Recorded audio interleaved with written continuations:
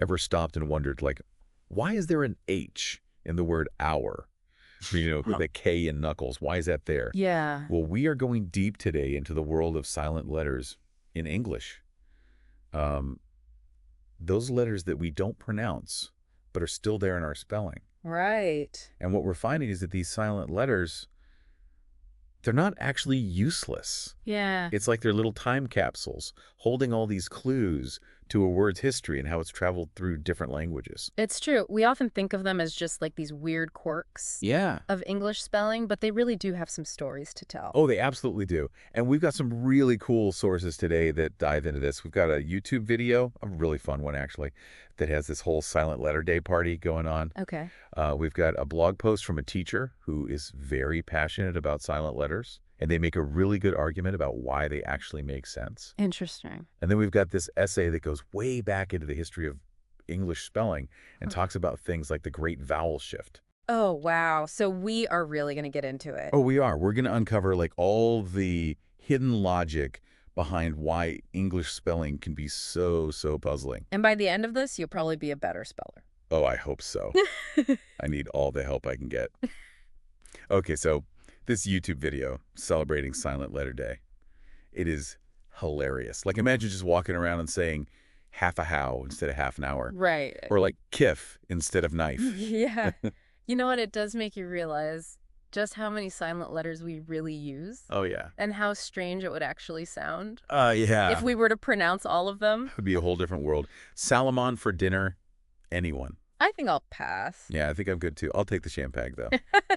But okay, all jokes aside, this blog post we have. Yeah. It makes a really good point. Like, we shouldn't just be teaching letters all by themselves. Yeah. Because letters don't really make sounds. It's more about the combinations. That's right. The author, they say it's the graphemes that we should be focusing on. What graphemes? It's just a fancy way of saying the combinations of letters. Okay, so like, TH together. Yeah. Makes the sound. Exactly. It's not about individual letters all by themselves. It's how they work together to make a sound. So it's kind of like you can't just listen to one note. Yeah. And understand the whole song, right? Exactly. And they actually use the word dog as an example. And they say, look, that G at the end. Right. That's always going to be a hard G sound. Right. When it's at the end of a word like that. So it's about recognizing the patterns. Exactly. Not just the individual letters. And then it kind of starts to click. Yeah. Okay, so this blog post also talks about how silent letters, they're not just randomly there. Right. They serve a purpose. Yeah. So let's break down some of these categories. What about these markers? Okay. Well, the markers are really interesting because they point to other words where that same letter is pronounced. Okay. So like if you think of crumb, Okay. the B is silent. Yeah. But then you have the word crumble and the B is pronounced. Okay. So it's almost like a little trail within the language. Yeah. A little breadcrumb trail. I like that. Okay, and then there's the whole idea of etymology. So that's all about the history and origins of the word. Yes, like how did the word get here? Yeah. Where did it come from? And those silent letters can tell us. So if you take the word debt, for instance, that silent B, yeah, that's not random. It actually connects to the Latin root debitum. Huh. See, now that's interesting. Okay, so the blog post talks about a bunch of other things like digraphs. Yeah. Unpronounceable clusters. Right. And even like ancient Greek. Yeah. Like how does that all fit in here? Well, let's start with digraphs. Okay. It's basically just two letters that work together to make a single sound. Okay. So like think of the word read. Okay. That E is a digraph. So it's not that either one of them is silent. Exactly. They both work together. Okay, I got it. What about those unpronounceable clusters? Well, they're just that unpronounceable. For us, at least. Okay. In modern English, anyway. So, like, the MB at the end of words like dumb or lamb. Oh, right. Yeah. We don't pronounce that B. No, we don't. That's just kind of left over from an older pronunciation. So it's like a linguistic fossil. I like that. It is. And then you have words like anchor, Okay. character. Yeah. And you hear that chat sound, but it's more like a K sound, isn't it? It is. That often tells us that the word has Greek origins. Wow. Okay, so it's like these silent letters. They're like breadcrumbs. They are. Leading us back to the origins of the word. They are. And this is just scratching the surface. I know. It's amazing how much depth there is to these, what seem like just silent, meaningless letters. I know. Okay, so we've seen how they can be markers, they can reflect the etymology, Yeah. they can even point to a word's Greek roots. Right. But what about these big shifts in English pronunciation? Yes. How did that lead to some of the weird spelling that we have today? Well, we've got to talk about that great vowel shift. Okay. I mean, can you imagine a time when the word name sounded more like father? Really? Yeah. That is wild. That's the great vowel shift in action. Oh, wow. So vowel sounds basically went through this crazy transformation over a few hundred years, They did. but the spelling didn't always keep up. No. So that's why we have so many words where the spelling of the pronunciation just seem totally out of whack. Totally. It's like we're speaking like a haunted version of English or something. That's a good way to put it. Like the ghosts of past pronunciations are still like hanging around in our spellings. I like that. Okay, and then we've also got the printing press to thank Yeah. for some of this spelling chaos. The printing press. Yeah. I mean, think about it. The Yeah. printing press comes along. Right. And at that time, English spelling was already changing so much. From the great vowel shift, and then you had all the French influence. Right. Exactly. So the typesetters, they're thinking, we've got to standardize this. Right. Even if the spelling doesn't match exactly how people are saying it. So even if it didn't sound right, if you saw it printed enough times, Yeah. it started to look right. Exactly. So visual recognition won over pronunciation. It did. And when you have the printing press, now all of a sudden you can make so many copies. Oh yeah, mass production. Exactly. And it just kind of gets solidified. That's pretty powerful. Technology really can shape language, huh? Absolutely. Okay, we can't forget about those scribes, though. The scribes, yeah. That Aeon essay talks about scribal tampering. What is that all about? Well, some scribes, they were a little bit obsessed with Latin. Okay. And so they would add letters back into English words based on the Latin. Oh, even if we weren't saying those letters anymore? Even if they weren't pronounced, yeah. Okay. The P in receipt is a good example of that. Like they snuck it back in there. Yeah. Maybe they had a little too much wine that day. I don't know, but... Just decided to be a little extra. Wow. Okay, so we've got markers, etymology, digraphs, unpronounceable clusters, the great vowel shift, the printing press, meddling scribes. Middling scribes, yeah. And all of this is because of silent letters. And we're just getting started. There are so many more examples and categories we can look at. I know. It's amazing how every silent letter seems to have its own little story to tell. They really do. But I have to ask why? Why even have silent letters? Yeah, why not just spell things exactly how they sound? Right. Wouldn't it be so much easier? Well, linguists and educators, they've been debating this for centuries. Really? Yeah, I mean, there are some good reasons to have a more phonetic system. It's like what?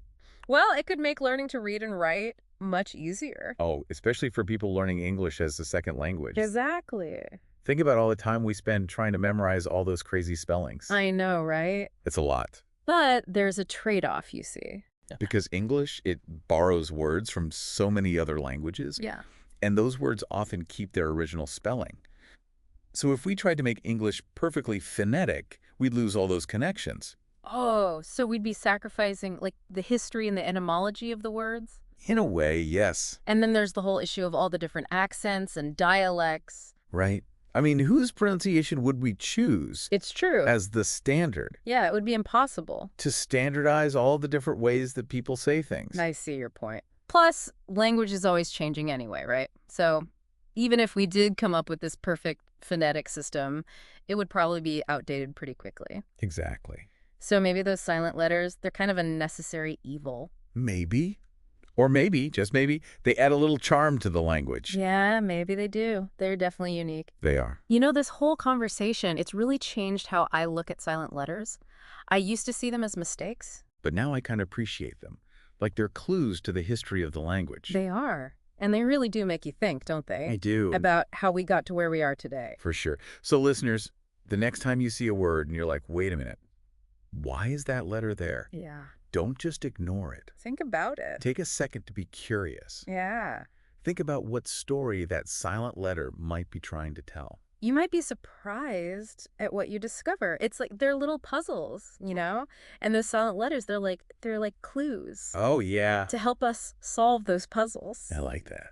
So we've talked about like the markers, Mm-hmm. the etymology. Yeah. We even talked about like those scribes who were tampering with words. Those meddling scribes. But there's this whole other category. Okay. that I find really interesting, and it has to do with how pronunciation has changed over time. Oh, so like how the Great Vowel Shift messed up a bunch of spellings. Exactly. But it's not just that. Think about the word night, for example. Okay. That silent K. Yeah. It's not just randomly there. It's because way back when, people actually did pronounce that K. Oh, wow. So it's like a fossil It is. of a sound that's not spoken anymore. Actually, and that silent K in night, Yeah. it's not the only one. You've got words like night, light, Okay, yeah. that silent A. Right. That spelling, that represents a sound that Okay. used to be pronounced in Old English, but we don't say it anymore. So those letters are they're like little ghosts They are. haunting our spelling. Yeah. It's really amazing to think about it, like how these silent letters connect us Yeah. to this like whole history of language, like sounds that aren't even spoken anymore. I know. And those connections can actually be really meaningful.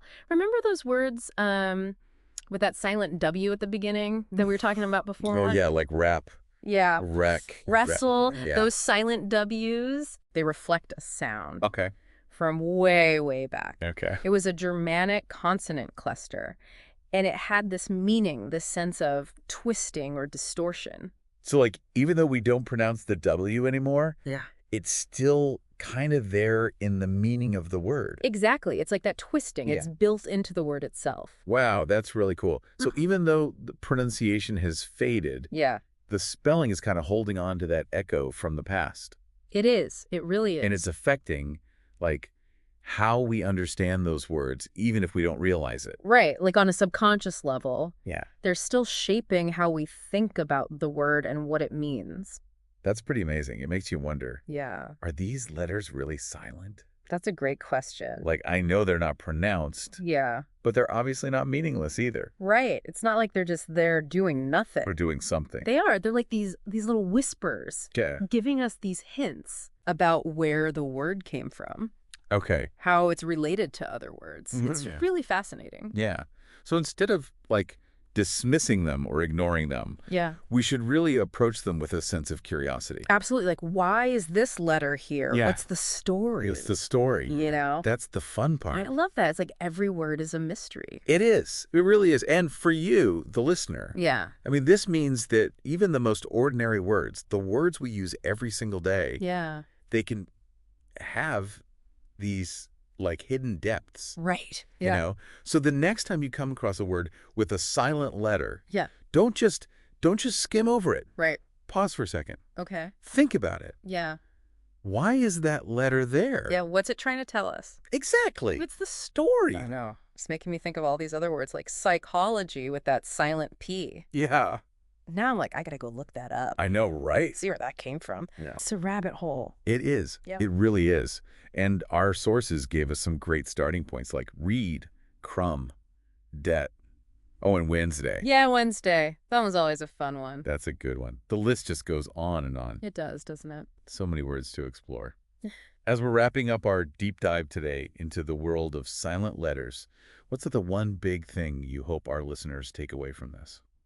I think the most important thing to remember is that those silent letters, they're not just mistakes or random quirks. Right. They're like these echoes of the past. They tell us about how words are connected, how language has changed over time. It's pretty amazing when you think about it. Yeah, it really is. It's like language, it's more than just rules, you know? Totally. It's like this whole tapestry of history and culture Yeah, and creativity. And these silent letters, they're like those threads that connect it all together. I like that.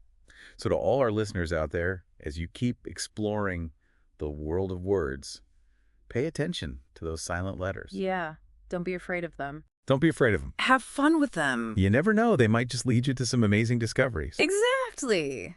And who knows, you might even learn a thing or two about yourself along the way. That's a great point. Well, thanks for joining us on this deep dive. It's been a pleasure, and until next time, happy exploring.